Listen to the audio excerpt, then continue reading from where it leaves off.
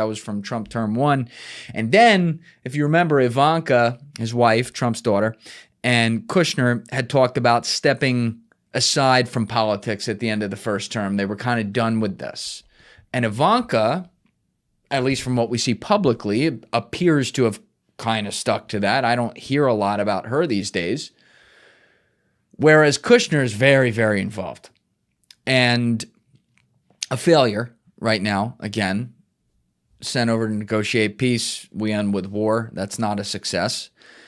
But also aligned with a lot of people in the Epstein orbit, including Epstein himself. The first one is an email that we actually pulled up live that was fresh off the press at the time the other day with Henry Abbott, which is from the Epstein files between Jeffrey Epstein and Michael Wolff back in August 2017, where Wolff mentions, great, I'm in D.C. on Wednesday with Kushner. How about Thursday? And Epstein says, I'm in Wednesday to Friday. Go to the next one. Perfect thief. Next email to Jeffrey Epstein, subject Josh Kushner from 2015, 2 years before. This is April 2015, before Trump declares his candidacy. I think that was on June 15th or 16th, 2015. So he is not a candidate for president yet. But it says, were you the one that introduced him, referring to Josh Kushner, Jared's brother, and Steven? His girlfriend, Carly Kloss, just did a coding thing for girls. We're about to do something similar at the bank. We can still reach out officially, but always nicer to have a personal touch when possible. Steven told me he didn't like Kushner and didn't feel comfortable making an intro. Next email. And then this one is from Chris DeLorio to Redacted on May 17th, 2019, month and a half before Jeffrey Epstein is arrested.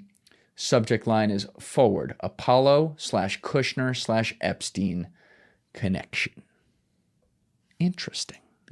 Obviously, Henry Abbott's whole thing is going through the Apollo thing. But Josh Kushner, you see the one that says Kushner Black right there? Josh Kushner goes way back with a lot of people in Epstein's network. There's one soup du jour, very dark one I'm going to get to in a minute, but this is also an extremely dark one, where it's a picture of a younger Josh Kushner sitting next to Leon Black himself, and it says, righteously so, if you know the Epstein files, you'll know that this is without a doubt one of the more disturbing pictures you will ever see in your life. And I will addendum that tweet and say potentially.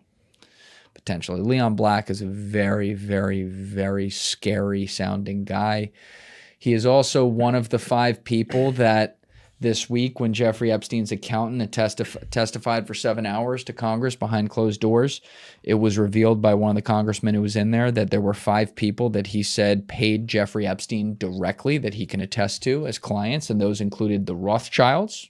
We'll definitely do more on them in a future episode. Les Wexner.